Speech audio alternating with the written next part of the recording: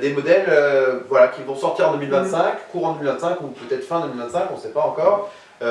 J'ai vu ce matin par exemple, alors tous les constructeurs grosso modo ressortent des véhicules chaque année, c'est pour faire marcher l'entreprise. Mais voilà, il y a pas mal de nouvelles BMW, Audi, Citroën aussi, Alpine, voilà, c'est ce que j'ai vu ce matin. Mais voilà, je laisse ce sujet des nouveaux modèles à vos yeux d'experts. C'est le moment de l'orge sèche. Voilà. Qu'est-ce que tu dis? Non, tu sais, je vois vraiment pas de quoi tu parles. Je connais mes sujets par cœur, Tristan, mais vraiment, je suis incollable. Alors, pour revenir à des choses sérieuses, oui, on a maintenant un large choix de véhicules que voilà, parce que Cole Tristan, n'aie pas peur, il mange pas. Bien, mon petit batasse. Bon. En termes de véhicules, par exemple électriques, on va avoir par exemple, alors, ça reste quand même, voilà, des véhicules assez chers. Par exemple, une Fiat 600i Abarth, alors qui va avoir une autonomie de 350 km, à peu près, une nouvelle face avant qui est assez jolie, de très belle couleur, j'aime bien, et on va quand même débuter à 40 000, 42 000 euros, donc ça reste cher. Pour une Abarth surtout. Voilà, c'est une Abarth quand même. Après là, on a une...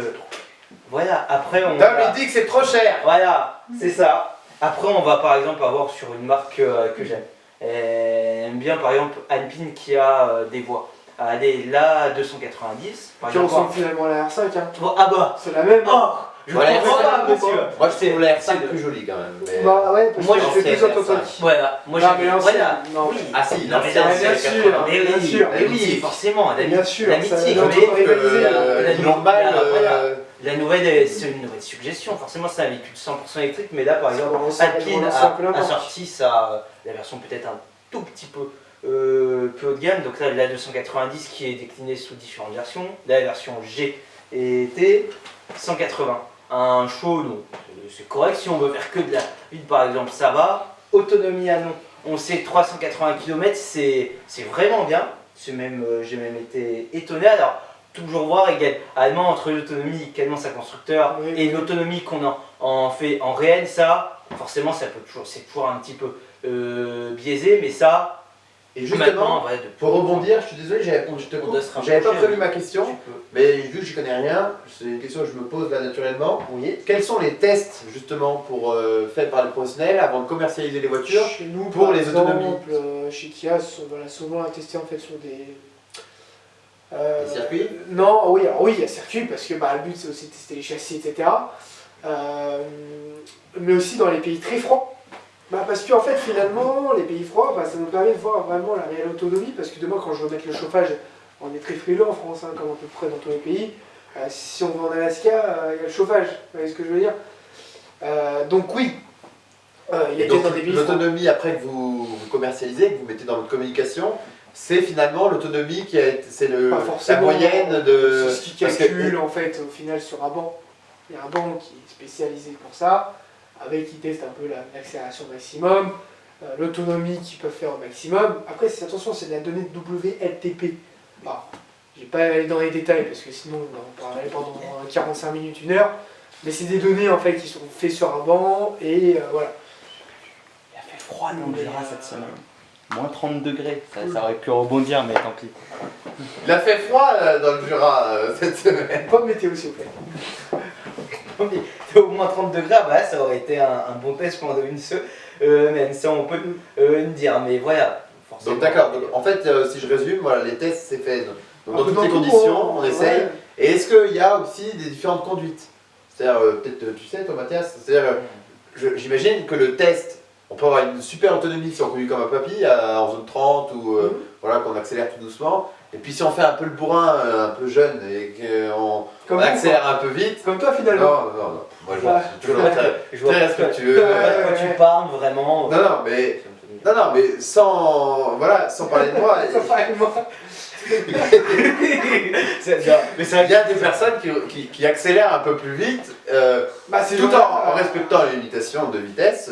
Ces gens-là, ils se mettent à 130 régulateur et puis voilà. Après, et en fait, la consommation est quand même beaucoup plus. Après, c'est toujours pareil parce que aujourd'hui l'autonomie est annoncée, mais demain, si vous avez le vent face à la voiture, bah ça réduit l'autonomie aussi. Un petit peu. En fait, c'est toujours Et ça, c'est pareil. pris en compte dans les tests. Ah Voilà. oui, oui, mais c'est pris en compte, mais ça souffle à 50 km/h. C'est Ça ça, on peut rafale pas pas à faire- 110 km/h, c'est Ouais. pas possible. Ok. Mais oui, après l'autonomie, de toute façon, vous la respecterez jamais, sauf en ville. Si vous faites que de la ville avec, sur mon EV3, ils annoncent 605, je peux faire jusqu'à 737. De la ville, si je fais que de la ville.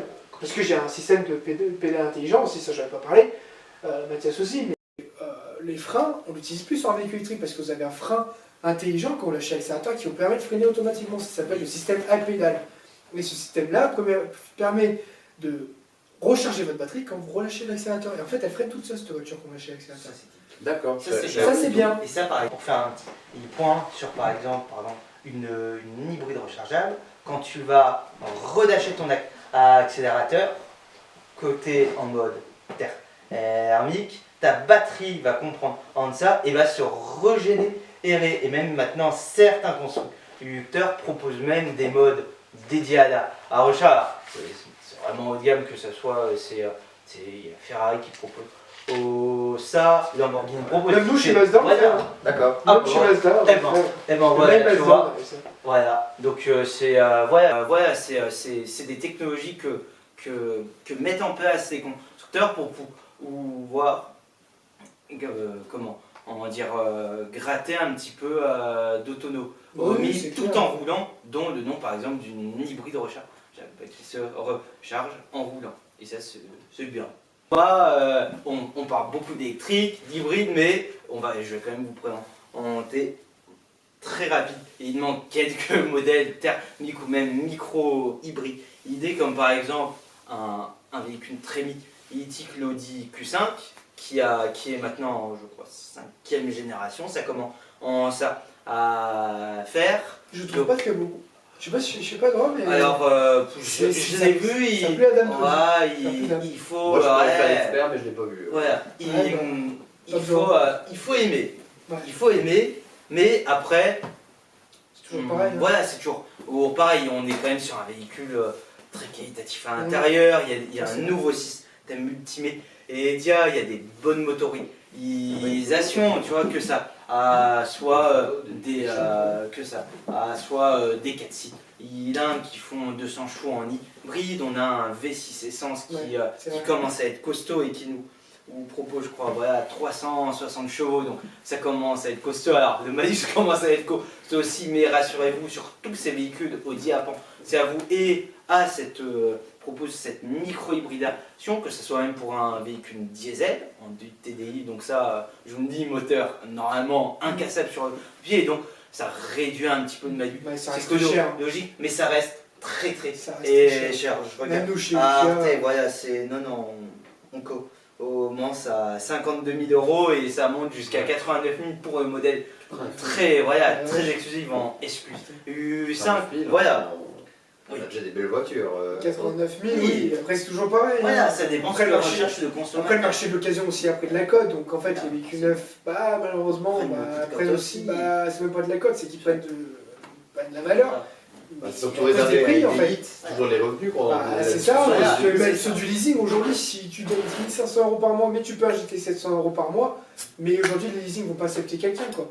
Il y a quand même beaucoup de gens qui n'ont pas les Ouais, moyens d'acheter des bah voitures si. neuves. On va le rappeler. Enfin voilà, il y a quand même beaucoup de Français qui se Trois quarts. fient au marché de 70%, l'occasion. Hein. 70%. C'est énorme. C'est énorme. 70%, ouais. Mais les 30%, c'est, comme je disais, c'est 20% d'entreprises. Alors je vous disais 80% parce que sur les 30%, c'est 80% d'entreprises. Et les restes, c'est des particuliers. Et sinon, on reste plutôt. Très minoritaire finalement. Ouais, après, sinon, chez les constructeurs, on a le véhicule de démonstration. Donc des véhicules qui sont déjà immatriculés, qui sont roulés par nous, les commerciaux. Et donc du coup, qui permet d'avoir des remises supplémentaires par rapport à du véhicule neuf. Oui. Donc ça permet finalement d'amortir un peu finalement le véhicule. Et du coup, c'est 10-15% que vous perdez à l'usine, vous ne les perdez pas quand vous l'achetez. Mais aujourd'hui, mettre 40 000 €, qui peut le mettre? Il n'y a plus grand Qui peut le mettre? Ah, nous on a 20 ans. Là, tout de suite, maintenant. Non, mais on a 20 ans. Non, Mais quand mes parents, je vois moi, ce que moi, j'ai, mes non. parents, alors moi pour être totalement franc, mon père roulait en Tesla, et je vous dis sincèrement, et ben au tout début on roulait avec une Twingo, une Twingo 1. Et ben finalement, aujourd'hui il a pu s'en permettre, mais il peut plus aujourd'hui faire injecter 40 000 € dans une Tesla. Et pourtant, il aimerait bien s'acheter la toute dernière modèle Y qui va sortir.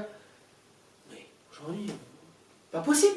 C'est pas possible. À cause du pouvoir d'une petite voiture d'occasion, une petite Toyota. Une petite Modus. Oui. Non. Alors, la Non, non, Modus, non, une petite Toyota. Trouvez-nous 3 voitures à 20K, c'est déjà énorme, à 20K électrique. Si, chez nous aussi. Il y en a un petit peu. Ah non, on il y en peut, a. voilà, mais même que ça, soit on envoie un petit peu des Renault d'occasion, que ce Oui. soit certaines Kia. Bah, après, ils ont des kilomètres, certaines- mais après, aujourd'hui, voilà. les gens font du leasing. Ça n'existe plus le comptant. Alors, le comptant, il y en a. Est-ce que tu as d'autres voitures à nous présenter? Je crois Bon. que dans son Alors, anti-sèche, il y en a une dernière. Voilà, Et la X3. encore un sujet. Modèle que je connais bien. On va. Je vais pouvoir en parler. Ah oui, c'est un modèle que tu connais très bien. Alors, La Bada anti-Mathias. voilà, comme je dis sur, comme je dis comme sur des vases histoires, communicants. le Malus Ah, voilà.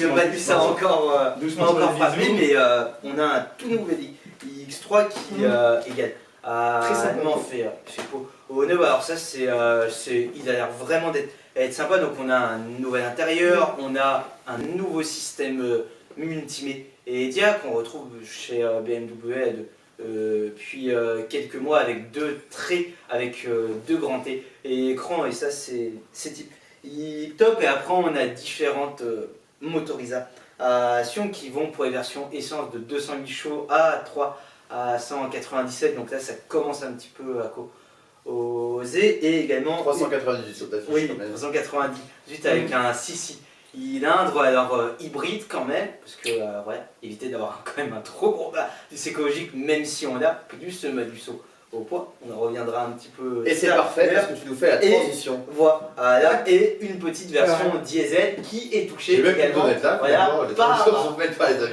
voilà, le Malus écologique. Mais qu'est-ce que c'est que le Malus écologique? Et ça va être la deuxième question, grande interrogation qu'on s'est posée, et ça sera également à retrouver tout de suite.